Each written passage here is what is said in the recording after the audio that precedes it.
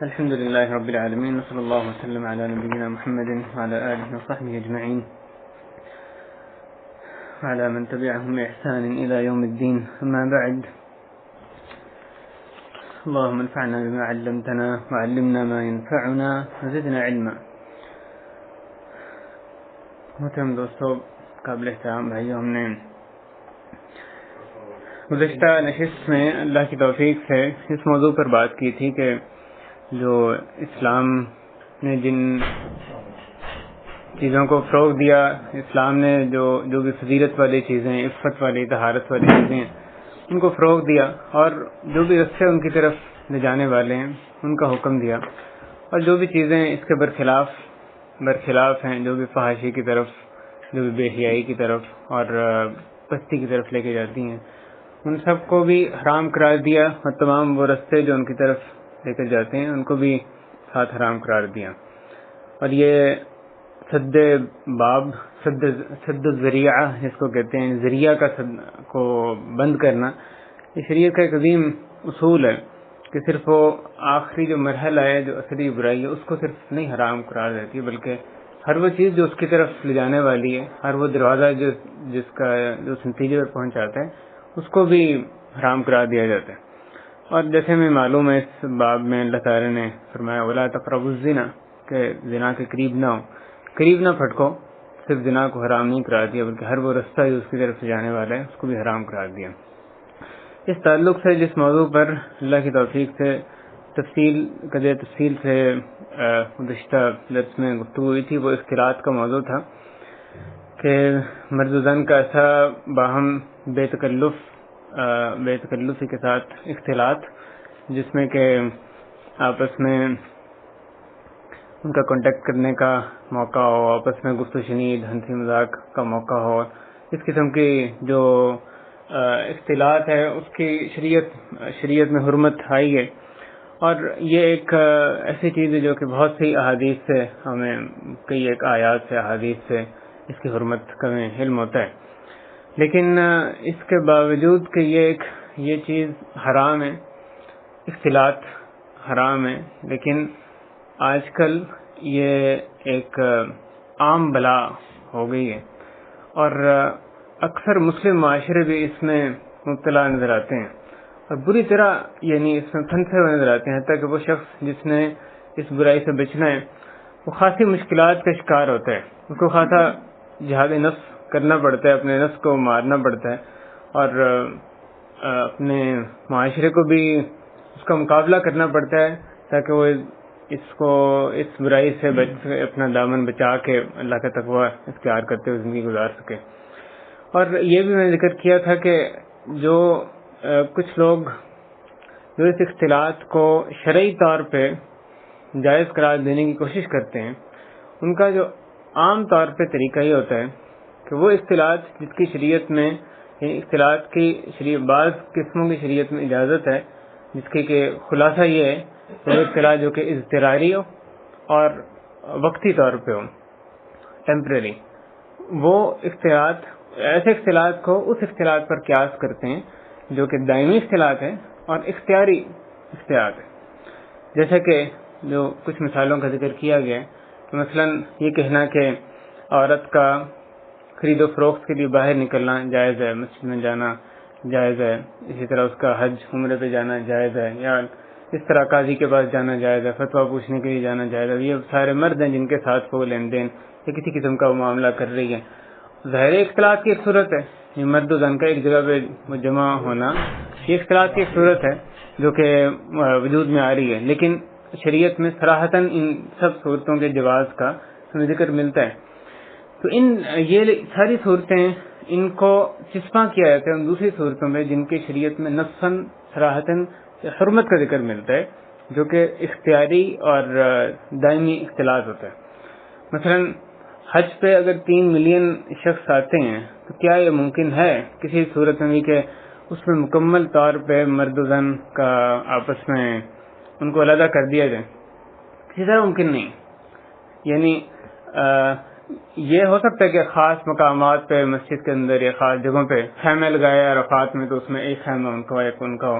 لیکن ہر جگہ پہ اب رمی کرنی ہے، طواف کرنا ہے، صحیح کرنی ہے، ادھر ادھر مینا سے مکہ جانا ہے، باقی بھی جو مشاعر ہیں یہ ممکن نہیں کہ 100% آپ ان کو علیحدہ علیحدہ آپس میں کر لیں. تو یہ ایک اضطراری کیفیت ہے کہ شریعت نے اس کی وجہ سے، اضطرار کی وجہ سے، ضرورت کے تحت اس کی اجازت دی. لیکن اس صورت میں بھی یعنی حج اور عمرے کے مقامات پر بھی جہاں پہ اختیار حاصل ہو تو وہاں پہ اس اختلاط سے بچنا ضروری ہے. جیسے کہ حضرت عمر رضی اللہ تعالیٰ عنہ سے یہ بات مروی ہے کہ وہ جب رش کم ہو، جیسا کہ پہلے زمانے میں ظاہر ہے بہت کم رش تھا آج کل کے مقابلے میں، تو وسائل جو ٹرانسپورٹیشن وہ اتنی آسان ہو گئی ہے، اور پھر یعنی کثرت سے لوگ حج عمرے کے لیے تعداد ویسے بھی بہت بڑھ گئی. تو حضرت عمر ایک کہا کرتے تھے کہ عورتیں ہیں وہ مردوں سے ہٹ کے، اور یہ بات انہوں نے خود نہیں بلکہ پہلے، اس سے پہلے حضرت عائشہ رضی اللہ عنہا اور صحابیات سے بھی ثابت تھی کہ حضرت عائشہ رضی اللہ عنہا طواف کرتی تھیں، مردوں سے ہٹ کے طواف کیا کرتی تھیں. اور یہی بات حضرت عمر کہتے تھے کہ مرد جو ہیں وہ عورتوں کے اندر گھس کے یعنی عورتوں کے شانہ بشانہ طواف نہ کریں. اور ایک دفعہ مرتبہ انہوں نے جب دیکھا ایک مرد کو ایسے کرتے تو اس کو انہوں نے یعنی کوڑے سے تعدیب اس کی.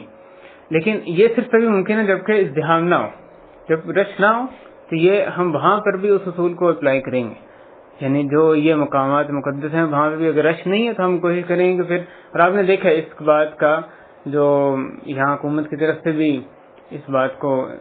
نافذ کرنے کی کوشش کی جاتی ہے، جب وہ دن جن میں رش نہیں ہوتا اس میں آپ کو بندے کھڑے نظر آتے ہیں جو کہ یعنی وہ لوگ جو خواتین ان کو باہر کرتے ہیں، ان کو کعبہ کے بہت نزدیک ہو کے طواف کرنے سے منع کرتے ہیں. مراد اس میں یہ ہوتا ہے کہ جہاں تک ہو سکے اختلاط ہے یعنی بچا جا سکے. لیکن ظاہر ہے جب ازدحام ہو جائے، رش بڑھ جائے گا، اس وقت ایک اضطراری کیفیت، اور ممکن کسی طرح ممکن نہیں کہ اس اختلاط سے 100% بچا جا سکے. مراد یہ تھی اس کا ذکر کرنے کی کہ یہ ایک کیفیت ہے. اسی طرح بے شراء کی کیفیت ہے یا قاضی کے پاس مفتی ہے، اس طرح مختلف جو ضروریات ہیں، حاجات ہیں، ان کے لیے نکلنے کی، جو اس کو نکل کر ایک وقتی طور پہ اختلاط جو ہوتا ہے مردوں کے ساتھ، اس کی عورت کو ضرورت ہے. اس اختلاط کو قیاس کیا جاتا ہے اس اختلاط پر جو کہ دائمی اور اختیاری یعنی جو خود آپ کے اختیار میں، جس کو کرنا نہ کرنا اختیار میں. دائمی یعنی جیسے اب کام ایک جو ورک پلیس ہے اس میں مرد عورت اکٹھے ایک کمرے میں بیٹھے ہیں، ایک اختیاری چیز ہے، ان کو علیحدہ بٹھایا جا سکتا ہے. اگر ایک کلاس روم میں لڑکے لڑکیوں کو اکٹھے بٹھایا جا رہا ہے، اختیاری چیز ہے، ان کے علیحدہ علیحدہ کلاس روم کیے جا سکتے ہیں. لہٰذا یہ چیز حرام ہے، اس کو اس پر قیاس نہیں کیا جا سکتا. اس شبہے کو سمجھنا، اس کا جواب ذہن میں رکھنا بہت ضروری ہے. جو آپ کو کوئی اس کے دلائل دے کہ دیکھو شریعت نے یہ سب حرام حلال قرار دیے، جائز قرار دیے، اس کا مطلب یہ ہوگا اختلاط جائز ہے. تو اس مغالطے میں پڑھنا درست نہیں ہوگا، کیونکہ دوسری طرف شریعت ہی نے دوسرے اختلاط کی صراحتاً، جیسے کئی دلائل میں نے پچھلے درس میں ذکر کیا، اس کو حرام قرار دیا اور دونوں قسم کے اختلاط میں فرق کیا. بہرحال یہ ایک موضوع، اس کو سمجھنا ہر دور میں ضروری ہے، لیکن اس دور میں اس کو سمجھنا اور اس کی جو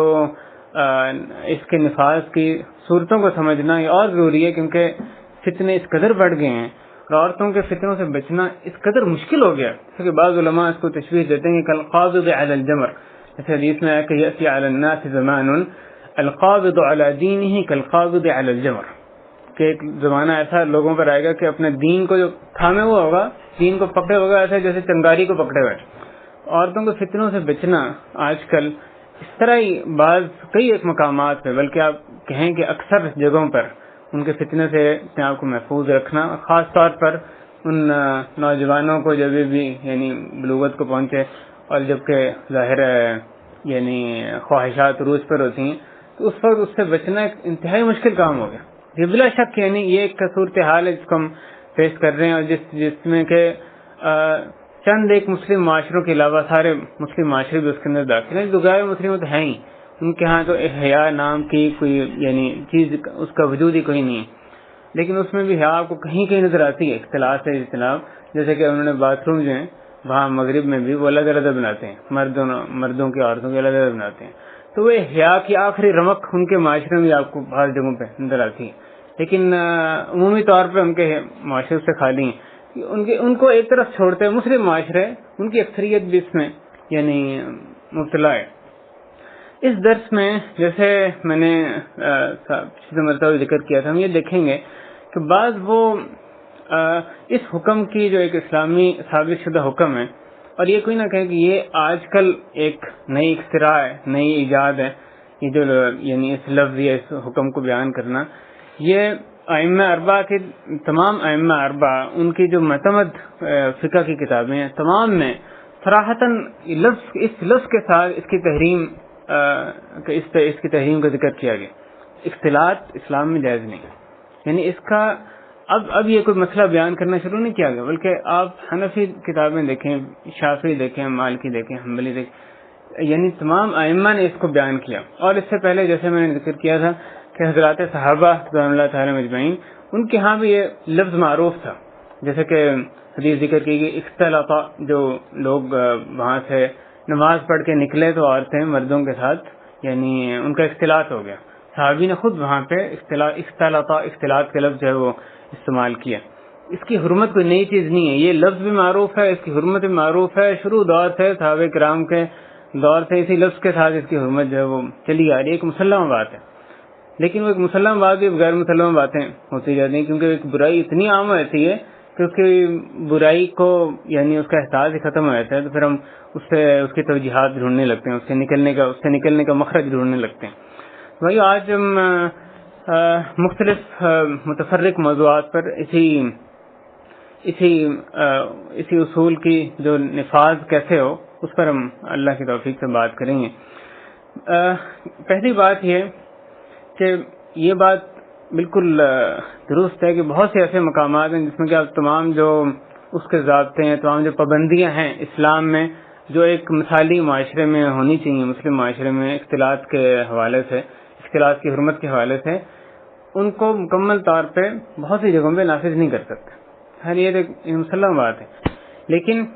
اس حوالے سے دو باتیں اس سے پہلے کہ ہم تفصیل میں جائیں۔ پہلی بات یہ کہ اس کو نافذ نہ کر سکنا، ایک حکم پر عمل نہ کرنا، اس کا نتیجہ یہ کبھی نہیں ہونا چاہیے کہ اس کی برائی کا احساس دل سے ختم ہو جائے۔ ایک برائی، ایک گناہ کا کام جس کو کہ مجبوری کے تحت ہمیں کرنا پڑے، اس کا احساس لازماً باقی رہنا چاہیے، ورنہ وہ ایک اس سے برائی سے زیادہ بڑی برائی ہوتی ہے کہ آپ کے اس برائی کو اچھا سمجھنے لگ جائیں۔ افمن زین له سوء عمله فرآہ حسنا، اللہ تعالیٰ نے فرمایا تم نے اس شخص کو دیکھا جس کا برا عمل اس کو مزین کر کے اچھا کر کے دکھا دیا گیا، اس کے لیے برا عمل اس کے لیے مزین کر دیا گیا، فرآہ حسنا، تو وہ اس کو اچھا دیکھنے لگا، وہ عمل اس کو بھلا نظر آنے لگا۔ تو یہ برائی کا احساس باقی رہنا بہت ہی ضروری ہے۔ انسان کو اس سے بھی بڑھ کے جو حرام چیزیں ان کا ارتکاب کرنا پڑے، لیکن ان کی جو برائی ہے، ان کا گناہ، وہ یہ کہ اللہ کے ہاں یہ مکروہ چیز ہے، اللہ کے ہاں حرام شدہ چیز ہے، یہ ایک اصول جو ہے یہ دل میں ہمیشہ رہنا چاہیے، اس سے کراہت دل میں باقی رہنی چاہیے۔ یہ پہلی بات۔ اور دوسری بات یہ اس تعلق سے اپنا محاسبہ کرتے رہنا ایسی برائیوں میں بہت ضروری ہوتا ہے جو برائیاں بہت عام ہو جائیں، جیسے پہلے مطلب سود کا بھی ذکر ہوا، اور بہت سی دیگر برائیاں بھی جو معاشرے میں عام ہو گئی ہیں، اس تعلق سے اپنا محاسبہ کرنا دیگر برائیوں سے زیادہ ضروری ہے، کیونکہ اس کے عام ہونے کی وجہ سے آہستہ آہستہ احساس ختم ہونے کی زیادہ امکان ہوتا ہے۔ ہمیشہ انسان قرآن و حدیث طرف لوٹتا رہے، اچھے ساتھیوں کو، اچھے لوگوں کو اپنے ساتھی بنائیں جو اس کو یعنی بری راہ کی طرف جانے سے روکتے رہیں، تاکہ اس کے دل میں احساس باقی رہے۔ دوسری بات اس تعلق سے یہ کہ بہت سی ایسی جگہیں بھی ہیں جن میں کہ آج کل بھی ہیں، جس میں کہ بہت سی ایسی جگہیں جن میں کہ اختلاط سے بدرجہ اتم بچنا بالکل ممکن ہے۔ بعض دفعہ یہ ہوتا ہے کہ ایک برائی خاص حالت میں اس کے ارتکاب کی اجازت دی جاتی ہے، شرعی طور پہ اجازت دی جاتی ہے، کیونکہ اس کے ارتکاب کے ایسے کرائم موجود ہوتے ہیں، ایسے حالات موجود ہیں جس کی وجہ سے ایک ضرورت ہے اس وقت اس برائی کا ارتکاب کرنا۔ لیکن اس کی ارتکاب کی کثرت کی وجہ سے ایسا وہ دوسری جگہیں جن میں کہ وہ ضرورت نہیں ہے وہاں بھی بندہ تساہل کرنے لگ جاتا ہے، ان میں بھی وہ جہاں پہ تو اختلاط یعنی لازمی ہو گیا، جس کے بغیر چارہ کار نہیں ہے، جیسے آگے بعض مثالیں بیان ہوں گی، تو اس کی وجہ سے یہ نہ ہو کہ وہ دوسری جگہیں جن میں کہ اللہ نے ہمیں اختیار دیا ہے، یعنی ہم پورے ہمارے دائرہ اختیار میں وہ چیزیں ہیں، وہاں پر بھی ہم اس میں تساہل کرنے لگ جائیں۔ یہ ان دو باتوں کے بعد ہم بعض جو یعنی خاص مثالیں ان کی طرف آتے ہیں کس طرح سے اس کا نفاذ ہوگا. ایک بات جو ایک شبہہ جو پچھلے درس کے بعد ہی اٹھایا گیا تھا وہ یہ تھا کہ یعنی جو مختلف پردے کے حوالے سے کہ اگر پردہ پورا کیا ہوا ہے یا اس میں کچھ کوتاہی ہے. اس حوالے سے بھائیو بات یہ ہے کہ اختلاط حرام ہے خواہ ایک ناخن بھی عورت کا نظر نہ آ رہا. یہ ایک پردہ جو ہے ایک علیحدہ چیز ہے. یعنی پردہ جیسے پچھلی دو مرتبہ چہرے کے پردے کا مسئلہ اٹھایا گیا تو یہ چہرے کا پردہ واجب ہے کہ مستحب ہے, یہ ایک علیحدہ مسئلہ ہے. اور اس کے علاوہ جو ہے وہ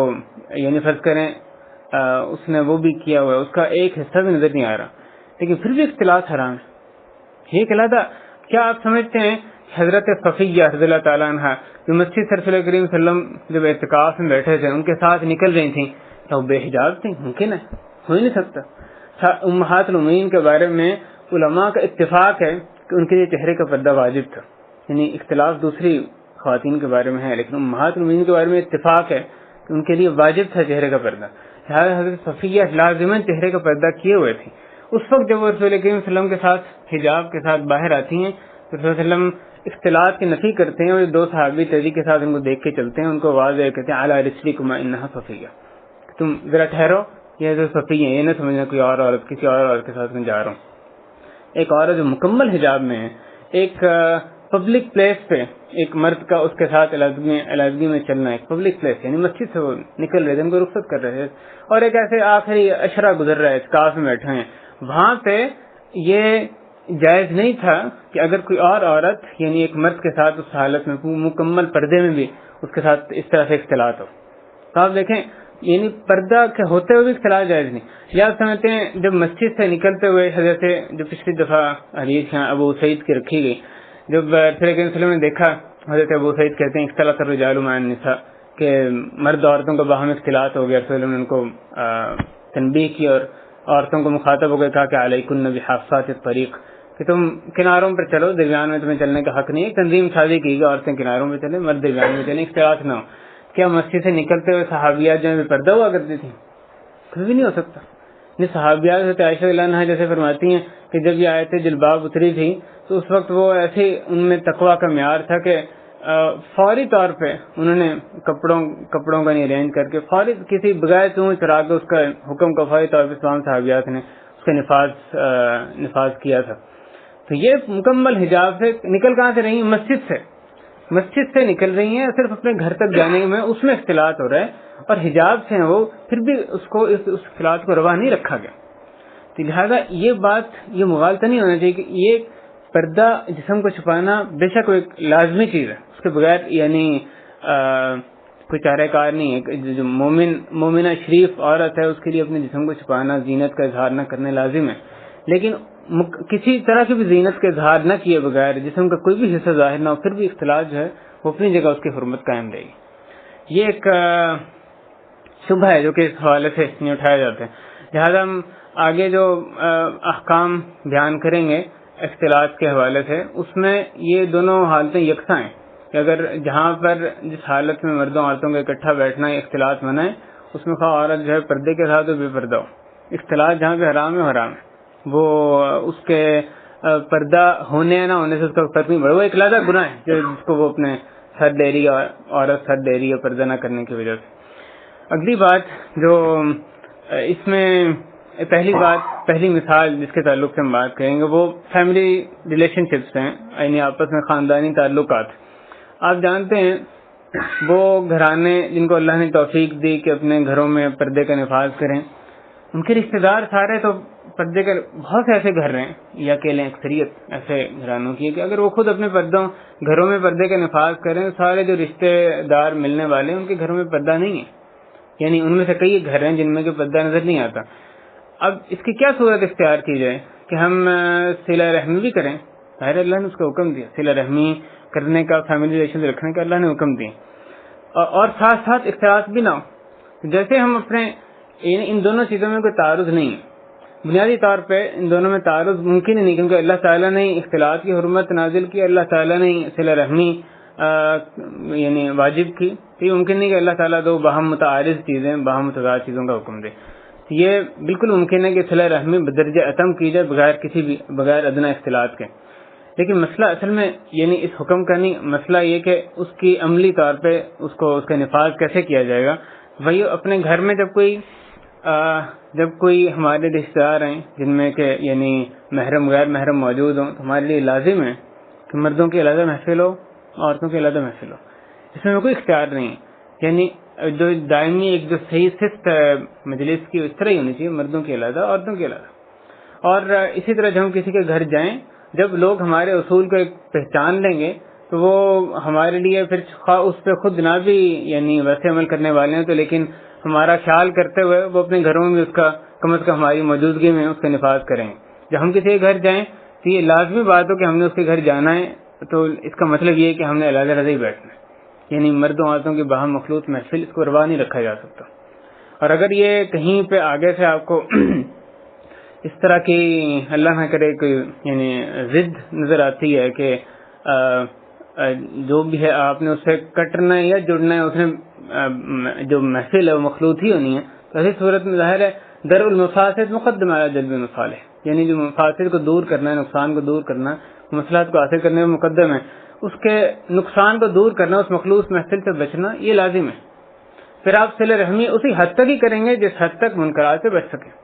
اس کے آگے اگر ان کے گھر کی زیارت کرنے میں، ان کے گھر میں جانے میں یہ لازم آتا ہے، یعنی اگر اس سے بچنا ممکن ہی نہیں کہ مخلوط محفل ہو، پھر ان کے پاس جانا اس مخلوط اس وجہ سے کہ صلہ رحمی کریں، اس وجہ سے ان کے اس مخلوط محفل میں بیٹھنا جائز نہیں ہوتا. ویسے یہ عام طور پہ صورتحال ہوتی نہیں ہے، یعنی عام طور پہ بندہ خود اپنے اصول میں پکا ہو تو وہ رشتہ داروں کو اگر وہ خود عمل نہ بھی کریں لیکن وہ اس کو روا نہیں، وہ اس کو درست نہیں سمجھتے کہ ان کے اس حکم پہ عمل نہ کرنے کی وجہ سے وہ آپ سے کٹ جائیں، تو اگر آپ اصول کے پکے ہیں وہ آپ کے کم از کم آپ کی موجودگی میں علیحدہ علیحدہ بٹھا دیں گے. لیکن بالفرض نہ بھی بٹھائے تو اس محفل میں آپ کی موجودگی نہیں ہوئی، کیونکہ وہ ایک منکر کا یعنی ہم خود اس پہ راضی ہو رہے ہیں کہ ایک اختیاری اختلاط ہے جو کہ ہرگز اسلام میں جائز نہیں ہو سکتا ہے. اس میں کچھ قسم ایسی ہوتی ہے جو کہ عارضی اختلاط، یعنی فیملی کے اندر بھی مثلا گزرتے ہوئے ایک دوسرے کے ساتھ اگر جو غیر محرم مرد عورت کا یعنی ایک جگہ سے گزر ہوتا ہے، یا ایک دوسرے کو صرف سلام کرنا ہے، یا انٹرنس مثلا ایک ہے صرف، تو وہاں سے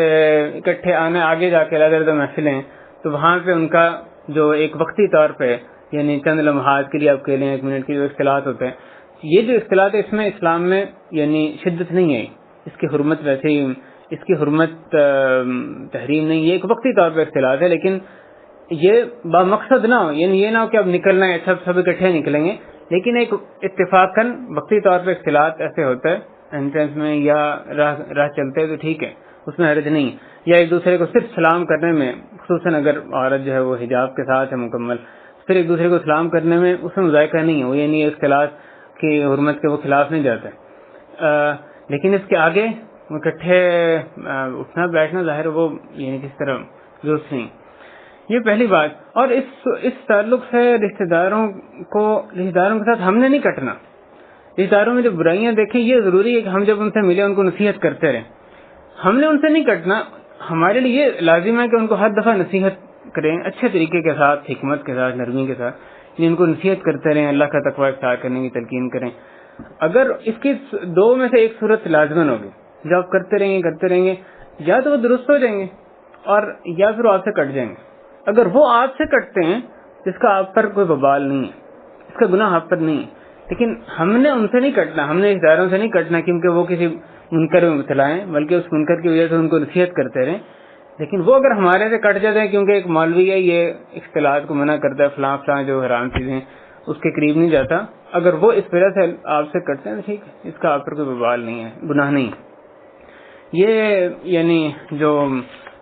فیملی کے اندر. اور ایک اور جو صورت یہ عام خاندان یعنی فیملی کے اندر یہ اختلاط ایک ہوتی ہے، وہ یہ ڈرائیورز ہیں یا نوکرز ہیں یا ڈلیوری مین جو ہوتا ہے اس کے ساتھ اختلاط ہے جس میں کافی زیادہ تساہل بڑھتا جاتا ہے. اور بندہ کھانا دینے کے لیے آئے، وہ بھی ایک مرد ہے، جوان ہے، یعنی اس کے لیے عورت کی جائز نہیں کہ اس کے ساتھ اس کے سامنے زینت کا اظہار کرے، اختلاط کرے. ڈرائیور ہے، گھر کا ڈرائیور ہے، اس کے ساتھ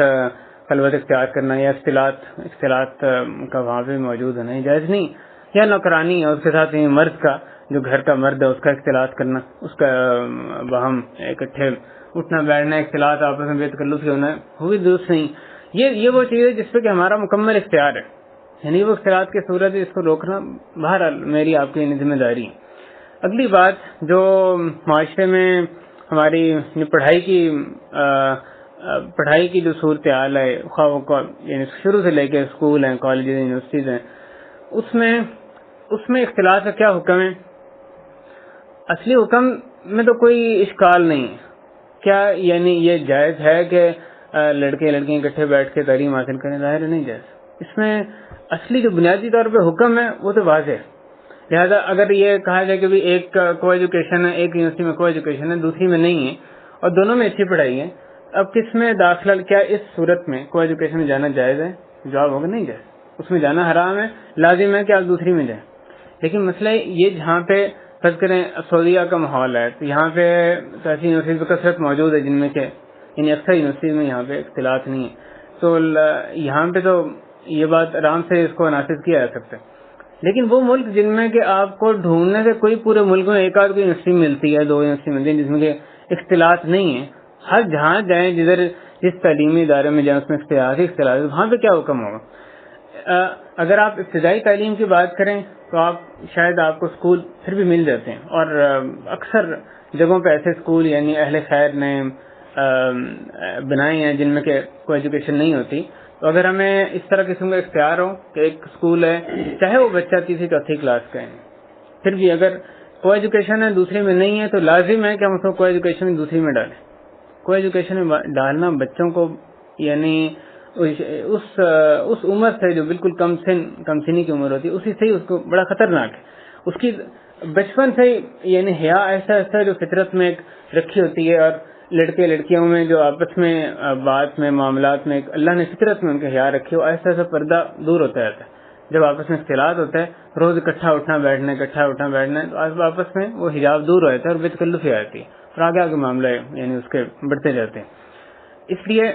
جہاں اگر اسکول میں ممکن ہے تو ہمارے لازم ہے جو صرف لڑکوں کے صرف لڑکیوں کے اسکول ہے اس میں ڈالیں. اور ظاہر ایسا اسکول جس میں مثلا پڑھنے والی لڑکی ہیں لیکن پڑھانے والے استاد ہیں. دوسرا وہ اسکول جس میں کہ کلاس میں ہی لڑکے لڑکیاں وہ اکٹھے بٹھائے جاتے ہیں. تو بلا شک جو پہلا اسکول ہے اس کی برائی کم ہے، یعنی اس میں اختلاط ہو رہا ہے، ٹھیک ہے وہ پڑھانے والا مرد ہے لیکن اگر تو ساری لڑکیاں پردے کے ساتھ بیٹھی ہیں پھر تو اس میں یعنی شاید مذائقہ بھی نہ ہو. لیکن اگر وہ اس میں کچھ بے پردگی بھی ہو رہی ہے تو وہ جو دوسری صورتحال ہے جس میں لڑکیاں کلاس روم میں ویسے طلبہ طالبات اکٹھے بیٹھے ہیں، وہ بہرحال زیادہ بڑی برائی ہے. میرا مطلب یہ کہ اگر برائی سے 100% بچنا ممکن نہ ہو تو بندے کا جس قدر ممکن ہو ضروری ہے اس قدر بچنا. یہ نہ ہو کہ آپ 100% نہیں بچ سکتے تو اس میں اپنے آپ کے لاوالی پر نہ آ جائے، اپنے لیے جو مترک العنان اپنے آپ کو چھوڑ دیں. ٹھیک ہے یہ تو نہیں، اس حکم پہ عمل نہیں ہو سکتا، آپ بس یعنی جہاں چاہیں ڈالیں جو چاہیں کریں، بلکہ جہاں تک ممکن ہے اس پہ عمل کیا جائے گا. اور پھر بھائی یونیورسٹیز میں جیسے میں بیان کیا، اگر تو یہ ممکن ہے یونیورسٹی میں کہ یعنی ایسی یونیورسٹیز موجود ہیں جہاں پہ کہ آپ علیحدہ سے تعلیم حاصل کر سکتے ہیں تو پھر وہاں پہ بچوں کو ڈالنا لازم ہے ہمارے لیے. لیکن ایسے ملک جن میں کہ ظاہر ہے ہمارے ملک بھی یعنی لازم وہ شامل ہیں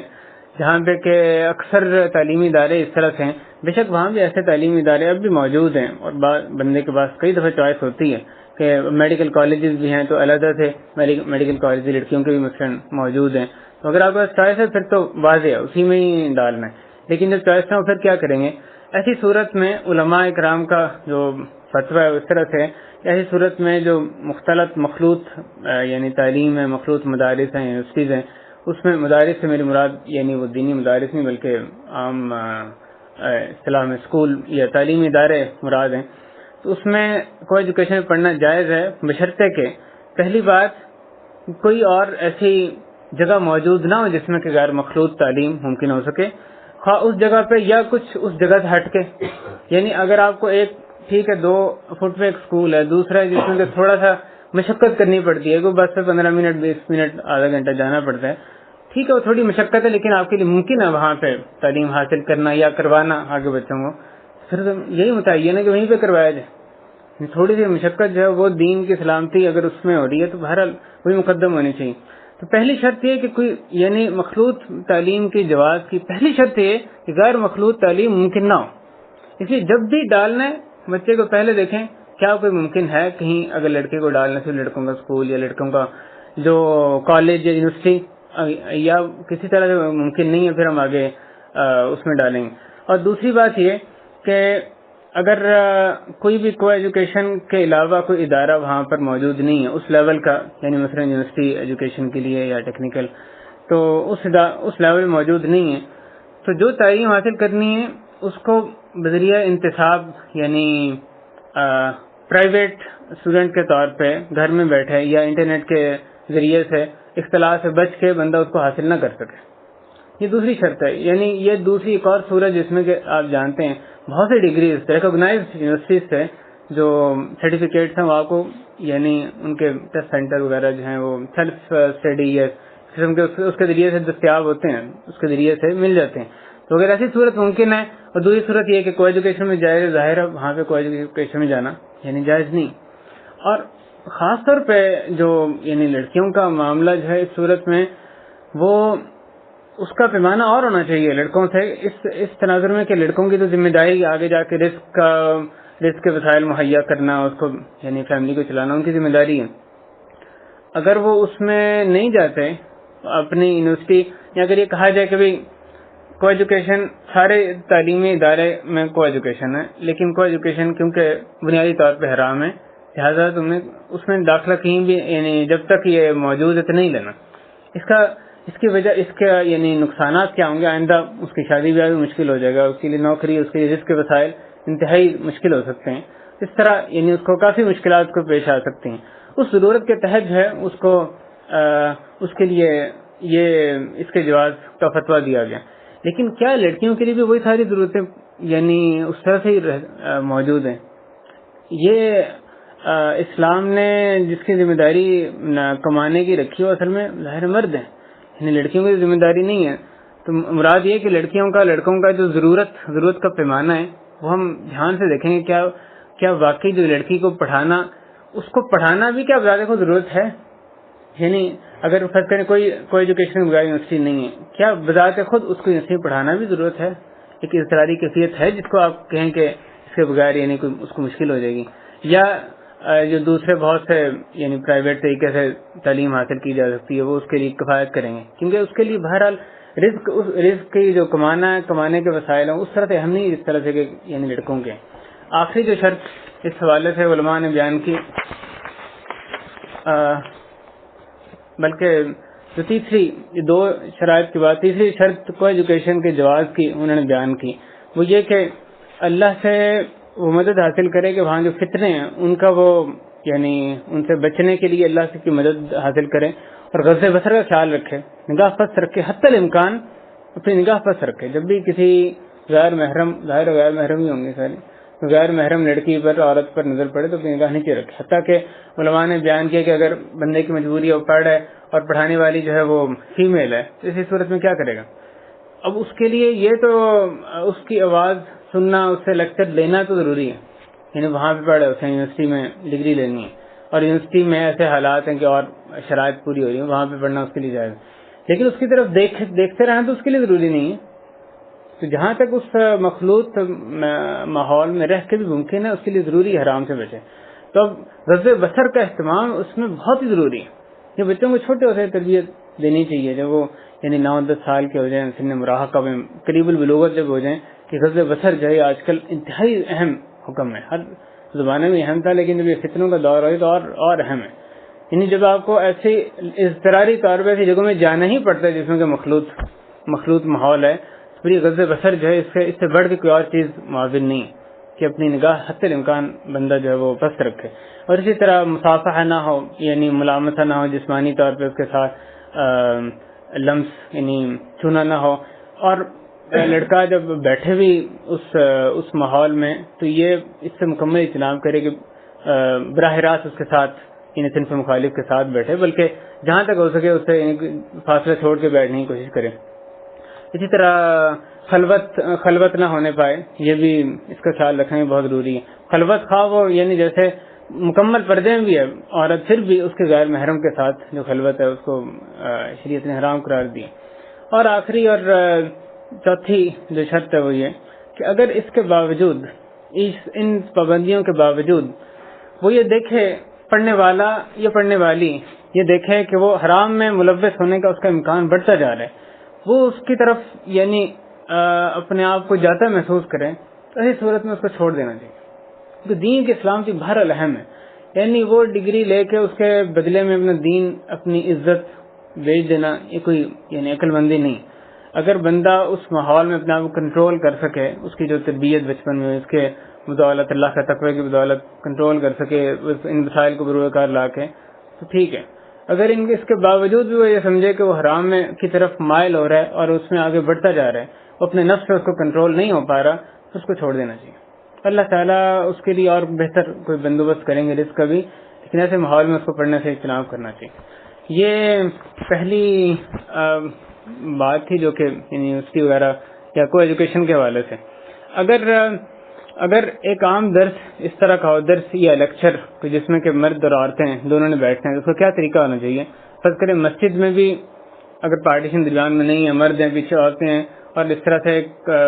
درس ہونا ہے یا کوئی بات ایسی ہونی ہے, تو کیا طریقہ ہونا چاہیے؟ بہتر طریقہ اس کا یا تو جو عورتیں ہیں وہ مکمل طور پہ حجاب میں, چہرہ بھی انہوں نے کور کیا ہو, یا پھر بہتر طریقہ یہ کہ آپس میں درمیان میں ایک حجاب ہونا چاہیے, کوئی پردہ لٹکا ہو, کوئی ایسی چیز ہو. اور یہ یہاں کی یونیورسٹیز میں بھی طریقہ اپنایا جاتا ہے. یہ پڑھانے والے مرد ہوتے ہیں, سننے والوں میں طلبہ اور طالبات دونوں ہوتے ہیں, لیکن جو طالبات ہیں وہ ایسی جگہوں پہ ایک علیحدہ کمرے میں بیٹھی ہوتی ہیں جس میں کہ اسکرین پہ جو استاد کی تصویر آ رہی ہوتی ہے, ان کے سامنے مائک ہوتا ہے, اس کے ذریعے سے وہ سوال جواب بھی کر سکتی ہیں, اور اس کی آواز وہ یعنی اس پہ اسپیکر پہ جو انسٹرکٹر کی آواز ہے وہ سن رہی ہوتی ہیں. تو درمیان میں اس طرح سے مخلوط تعلیم کے مخلوط ماحول کے بغیر جو ہے وہ ایک استاد جو ہے وہ ان طالبات کو اس کے لیے پڑھانا ممکن ہو جاتا ہے. میڈیکل کے حوالے سے آئیں تو یہ ایک ایسی چیز ہے جس میں کہ شاید اس سے زیادہ شاید ہی کہیں پہ اختلاط پایا جاتا ہو جتنی میڈیکل کی فیلڈ میں اس وقت پایا جاتا ہے. اور میڈیکل کو پڑھنا ہے اس میں یا اس کے عملی طور پہ جب آپ اس کو نافذ کرنے میں آتے ہیں, یعنی پریکٹیکل فیلڈ میں آتے ہیں, جو طب کی ہاسپٹل میں جائیں, کلینکس میں جائیں, اس میں جو صورتحال نظر آتی ہے تو بہت ہی بری صورتحال ہے. یعنی اس میں تو اختلاط جو ہے وہ اپنے عروج کو پہنچا ہوا ہے. اس صورت میں علماء سے جو نیک لوگ تھے انہوں نے کثرت سے یہ سوالات پوچھے گئے کہ بھی میڈیکل کالج میں کیا ہم اپنے بچوں کو پھر بھی کروائیں, یا طلبہ نے پوچھا کیا ہم پڑھیں ہمارے ساتھ, اور اگر ہم نہیں مخلوط ماحول میں نہیں پڑھنا چاہتے اس کا مطلب یہ کہ میڈیکل ہم چھوڑ دیں, یا مخلوط ماحول میں کام اگر نہیں کرنا چاہتے اس کا مطلب یہ کہ ہم ڈاکٹر نہ بنیں. یہ آج کل یہی ہے نا کہ اگر آپ ہاسپٹل آپ کہتے ہیں مخلوط ماحول میں کام نہیں کرنا, جو کہ ظاہر ہے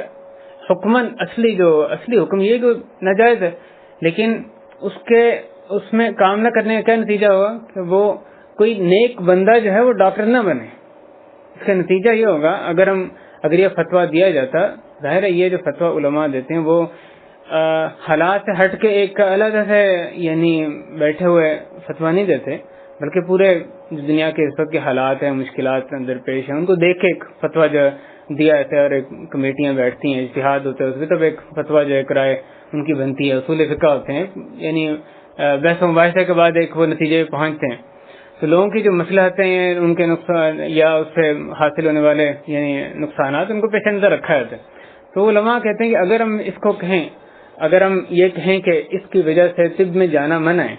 اس اختلاط کی وجہ سے, اس کا نتیجہ یہ ہوگا کہ طب کی لائن میں کوئی بھی نیک بندہ نہیں جائے گا, اور طب میں سارے وہ جو غیر صالح لوگ ہیں, جو کہ اللہ کا جن کو ڈر نہیں ہے, اور نہ ان کو علاج معالجے میں اللہ کا ڈر رہا ہے, نہ کسی کی طرف دیکھنے میں ان کو یعنی دوسرے عورت کی طرف دیکھنے میں ان کو اللہ کا ڈر رہا ہے, وہ سارے اس میں آ جائیں گے, اور جو کہ فساد ہی فساد ہیں. یعنی یہ لائن بالکل صالحین سے خالی ہو جائے گی, جو کہ ایک بہت بڑا نقصان ہوگا. اس کے تحت وہ یہ کہتے ہیں کہ اس میں جانا ایک ضرورت ہے, اور اس مخلوط ماحول میں کام کرنا ہاسپٹل میں, کلینکس میں, اس کے لیے جو پڑھائی میں کو ایجوکیشن اختیار کرنی پڑتی ہے وہ بھی ایک ضرورت ہے جس کو اختیار کرنا, کیونکہ جائز نہیں بلکہ یعنی مطلوب ہے نیک لوگوں سے بھی, لیکن ساتھ ساتھ ان سے بھی مطلوب ہے کہ اس برائی کو کم کرنے کی حد درجہ استاد کوشش کرتے ہیں. ایک ہاسپٹل میں کام کر رہے ہیں, اس کے جو بڑے مثلا انچارج ہیں، جو بھی مسئولین ہیں، ان کو نصیحت کرتے رہیں، کوشش کریں جہاں تک ہو سکے اس سے علیحدہ یعنی اختلاط کو کم کر سکتے ہیں، اختلاط کو کم کریں، اور اس کے ساتھ ساتھ ظاہر کوشش کریں غض بصر کی اور خلوت نہ ہو، اور اس طرح بقدر ضرورت صرف یعنی اختلاط اور دیکھا جائے، اس کی بھی جو دیگر شرعی پابندیاں اس کی بھی کوشش کریں۔ یہ ایک انتہائی مختصر طور پہ ذکر تھا جو ہاسپٹل میں یعنی طب کی لائن میں کام کرنے کا۔ علماء نے یہ لکھا ہے کہ مخلوط ماحول میں کام کرنا، اس کے نقصانات کیا ہیں، ان کا ذکر پہلے بھی گزر چکا، میں صرف عنوانات ہی گنواؤں گا۔ مثلا حرام نظر، غیر محرم عورت پہ نظر، جس کے بارے میں حدیث میں ہے کہ جب میں نے پوچھا رسول کریم صلی اللہ علیہ وسلم سے جریر بن عبداللہ کہتے ہیں اس نظر کے بارے میں جو اچانک پڑ جائے تو آپ نے فرمایا کہ فوراً اپنی نگاہ پھیر لو۔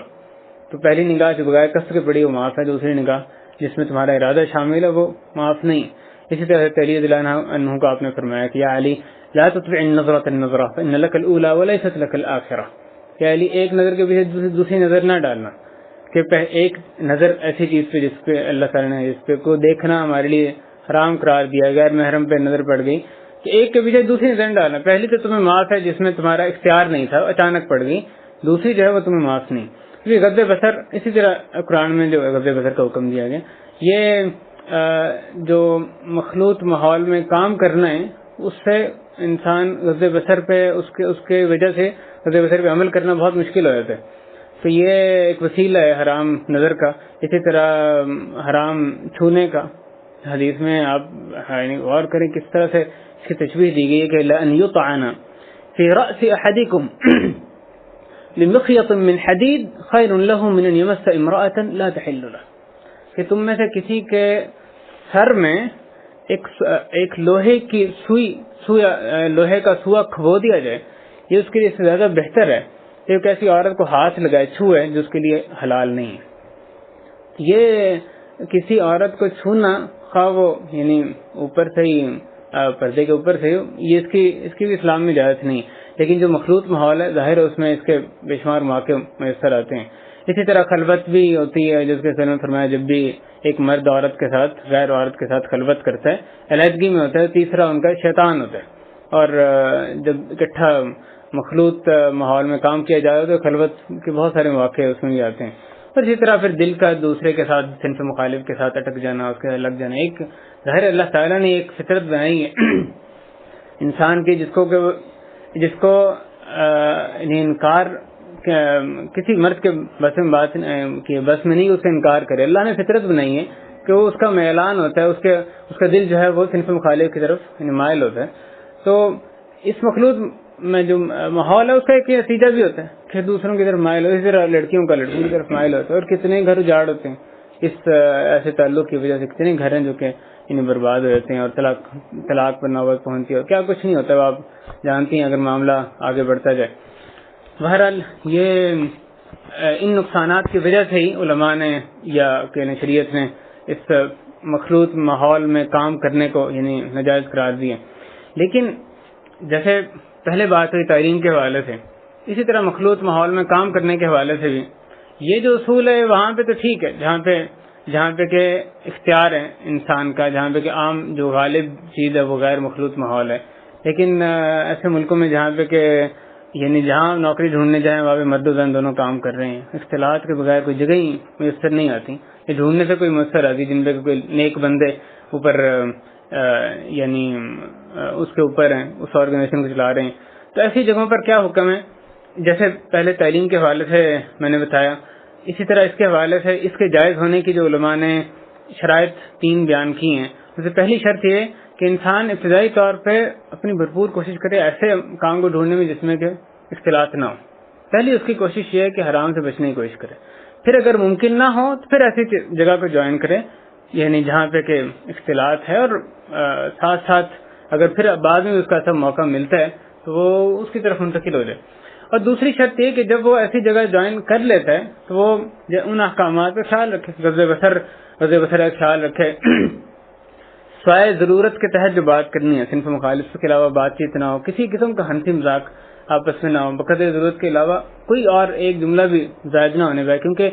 کیونکہ شروع میں ہمیشہ آگ چھوٹی سی ہوتی ہے، ایک شرارہ ہوتا ہے، پھر آہستہ آہستہ بڑھتی ہے. شروع سے اگر آپ اس کو نہیں روکیں گے اس سے کیا فرق پڑتا ہے، آہستہ آہستہ بہت آگے تک بات چلتی ہے. کس اسٹیج پہ آ کے آپ کہیں گے نہیں اب یہ ختم ہو گیا. تو شریعت نے جو حرام کرا دیا بالکل ابتدا سے اس کو روکنا ضروری ہے. کسی اب بقدر ضرورت بات ہے تو بس اس کے اگلا جملہ کوئی مزاحیہ جملہ ہے، کوئی لطیفہ ہے، کوئی اور ایسی بات، اس کا ایک جملہ بھی اندر نہیں آنا چاہیے. اس کی ہم خود اپنے آپ کو ریلیکسیشن نہیں دے سکتے کہ اس حد تک چلے جائیں اس کے بعد ہم اس کو حرام کر لیں گے. شروع سے ہی اس کو روکنا ضروری. اور اسی طرح خلوت نہ ہو اور لمس نہ ہو جیسے فضان ذکر کیا گیا. اور اس حوالے سے بھی جیسے تعلیم کے حوالے سے میں نے ذکر کیا، علماء کہتے ہیں پھر بھی اگر انسان محسوس کرتا ہے کہ وہ مائل ہوتا جا رہا ہے دوسرے کی طرف اور وہ مخلوط ماحول جو ہے وہ اس کو خراب کر رہا ہے، شیطان کے رستے کی طرف آگے بڑھ رہا ہے، اس کو چاہیے کہ وہاں کام کرنا چھوڑ دے اور اللہ تعالیٰ سے وہ سوال کرے گا اس کو کوئی اور بہتر ایسا ذریعہ رزق اس کو مہیا فرما دے جس میں کہ اس کو حلال طریقے سے یعنی اچھے طریقے سے رزق مل سکے. بہرحال بھائیو یہ بعض مثالوں کے ذریعے اس مسئلے کی وضاحت تھی. بندہ جہاں تک ہو سکے اللہ سے ڈرے. لا یکلف اللہ نفسا الا وسعها، ٹھیک ہے، اللہ تعالیٰ کسی بندے کو اس کی وسعت سے بڑھ کے اس پہ بوجھ نہیں ڈالتے، لیکن اتقوا اللہ ما استطعتم، حتی الامکان جہاں تک میکسیمم ہو سکے اللہ سے ڈرنا ہے. اور یہ چیز ہے یہ یعنی سبجیکٹو چیز ہے، یہ اس کو آپ جب تک انسان میں اللہ کا تقویٰ نہ ہو، اس کو نگران نہ جان رہا ہو، کوئی اور شخص ممکن ہے بہت سی جگہوں پہ اس کو نہ کہہ سکے کہ اب تم نے یہاں پہ حد کراس کر دیا، یہ تمہیں بقدر ضرورت ہے، یہ زائد ہے. لیکن اس کو اپنے آپ کو روکنے کا واحد ذریعہ کہ اللہ تعالیٰ دیکھ رہے ہیں، وہ تو جانتے ہیں کہ تم نے یہ اب جو کیا ایک بقدر ضرورت ہے کہ زیادہ ہے، یہاں تو اضطراری کیفیت تھی یا نہیں تھی، اب تم اپنے آپ کو کیا یعنی اس میں ریلیکسیشن دے رہے ہو کہ واقعی وہ ضرورت سمجھ رہے ہو. تو اللہ تعالیٰ کو دھوکہ نہیں دے سکتے جب تک اللہ تعالیٰ کو حاضر و ناظر نہ جان رہے ہوں. کوئی اور طریقہ نہیں اس فتنے سے بچنے کا، کوئی اور نہیں بچا سکتا. وہاں پہ جا کے کسی کی طرف دیکھ رہے ہیں، کوئی اور گھر والا نہیں، کوئی قریبی رشتہ دار وہاں پہ نہیں، بندہ اکیلا ہے. اب اس کو روکنے والا اور کوئی نہیں سوائے کہ اللہ کا خوف ہو تو وہ اپنی نگاہ پست کرے گا. تو یہ واحد ذریعہ جو اپنے آپ کو اس فتنے سے روکنے کا ہے، ان پابندیوں کو لاگو کرنے اپنے آپ پہ، یہ کہ بندہ اپنے آپ کو مجاہدہ کرے کیونکہ اس نے آخرت میں بہت بڑی انعامات اس کے لیے رکھے ہیں. اس مجاہدے کے نتیجے میں ان کو حاصل کرنا ہے، حور العین اور جنتیں اور کیا کچھ رکھا ہے، آگ سے اس نے بچنا ہے. اللہ کو حاضر ناظر جانے اسی کے ذریعے سے ان فتنوں سے بچ سکتا ہے. اللہ تعالی ہمیں منکرات سے بچائی رکھے، منکرات سے بچنے میں ہماری مدد کرے. اور ایک جو بات میں اختتام سے پہلے پھر کہنا چاہتا ہوں کہ جو بھی ایسے مقامات ہیں جن پہ کہ مخلوط یا اختلاط کو روا رکھا گیا ہے، یا اختلاط یعنی جو بنیادی طور پہ حرام اختلاط ہے، وہ ایسی جگہیں جن پہ کہ وہ حرام اختلاط ضرورت کے تحت جائز قرار دیا گیا، اس میں علماء سے فتویٰ حاصل کرنا ضروری ہے. یعنی یہ اطمینان آپ کو ہونا چاہیے کہ یہ اجتہاد کرنا ایک حرام چیز ہو، کیا یہاں پہ واقعی حلال ہے کہ نہیں. اجتہاد یہ ایک اجتہادی چیز ہے نا، تو یہ اسی کا کام ہے جو کہ مجتہد چیز ہے، مجتہد شخص ہے، وہ آپ کو فتویٰ دے. آپ نے دیکھا ہے جو میں نے آپ کے سامنے بیان کیا، علماء کے فتاوی ہیں، بہت جید علماء، انہوں نے وہ اس طرح آنکھیں بند کر کے فتوی نہیں دیتے، وہ حالات کو دیکھتے ہیں، ضروریات کو سمجھتے ہیں، فتویٰ دیتے ہیں. تو جس کو آپ ضرورت سمجھ رہے ہیں کہ یہاں پہ میرے لیے اختلاط جائز ہونا چاہیے، ان کی یہ ضرورت ہے، اس کی آپ کو سند کسی اچھے صحیح عالم سے ملنی چاہیے کہ ہاں بھائی یہ واقعی ضرورت ہے، ایک شرعی طور پہ ایک معتبر ضرورت ہے. یہ نہ ہو کہ ہم اس کو اپنے تئیں ضرورت سمجھے بیٹھے ہوں اور علماء اس کے بالکل مخالف رائے رکھتے ہیں، اللہ کے یہاں ضرورت نہ گردانی جا رہی ہوں. ہم ایک معتمد عالم سے جس کے تقویٰ اور علم پر ہمیں اعتماد ہو، اس سے ہم پوچھیں کیا یہاں پر حرام کام کو کرنا، اختلاط کو میں پڑھنا میرے لیے جائز ہے. اگر وہ کہتے ہیں جائز ہے ٹھیک ہے، پھر ہی ہم اس میں آگے جائیں، ورنہ اپنے آپ کو روک کے رکھیں، چاہے ہم خود اپنے آپ میں سمجھ بھی رہے ہوں کہ وہ نہیں ہے، یعنی وہ جو ہے وہ ہمارے لیے جائز ہے. علماء کے ساتھ جڑ کے رہنا، ان سے ہر موقع فتویٰ حاصل کرنا، یہ انسان کو بہت سی برائیوں سے بچائی رکھتا ہے، اس کو تھامے رکھتا ہے. تو اللہ تعالیٰ ہمیں برائیوں سے بچنے کی توفیق دے، جو بھی بے حیائی کے رستے ہیں ان سے اپنے آپ کو بچانے کی، اپنے گھر والوں کو بچانے کی توفیق عطا فرمائے. اور ہمارے جو بیٹے بیٹیاں، اللہ تعالیٰ ان کو بھی، ہمارے جو بھائی جو تعلیمی میدان میں اس ماحول سے یعنی اضطراری حالات کی وجہ سے گزر رہے ہیں، اللہ تعالیٰ ان کو بھی برائیوں سے بچائی رکھے، ان کو بھی اپنے حفظ و امان میں رکھے اور اپنے رستے پر وہ قائم رکھے. اللہ ہمارے یہاں بیٹھنا اپنی بارگاہ میں قبول فرما لے، اپنے خالص فرما لے. اللہ ہمارے بھائی جو سیریا میں انتہائی ظلم و ستم کا شکار ہیں، اللہ ان کو اس ظلم سے نجات دلا دیں. اللہ ان کے جو دشمن ہیں، جو تیرے بھی دشمن ہیں، اللہ ان کے ان کی چالوں کو انہی پر ہی پھیر دے، انہی کے اسلحے سے، انہی کی آگ سے انہی کو جلا دے۔ اے اللہ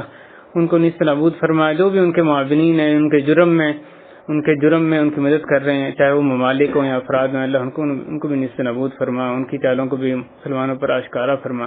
اے اللہ تیری طاقت کے سامنے کوئی طاقت حیثیت نہیں رکھتی، اے اللہ ان مجرموں کی طاقت کو نیست نابود فرما، ختم فرما دے۔ اے اللہ ان کی زمینی طاقت اور فضائی بحری ہر قسم کی طاقت ان کی ختم فرما دے۔ اے اللہ ہمیں بھی اپنا بھرپور حصہ ڈالنے کی، اپنی راہ میں جہاد کرنے کی، ان مظلوموں کی مدد کرنے کی توفیق عطا فرما۔ صلی اللہ وسلم علی نبینا محمد وعلی آلہ وصحبہ اجمعین، آخر دعوانا ان الحمد للہ رب العالمین۔ الحمد للہ رب العالمین، صلی اللہ وسلم علی نبینا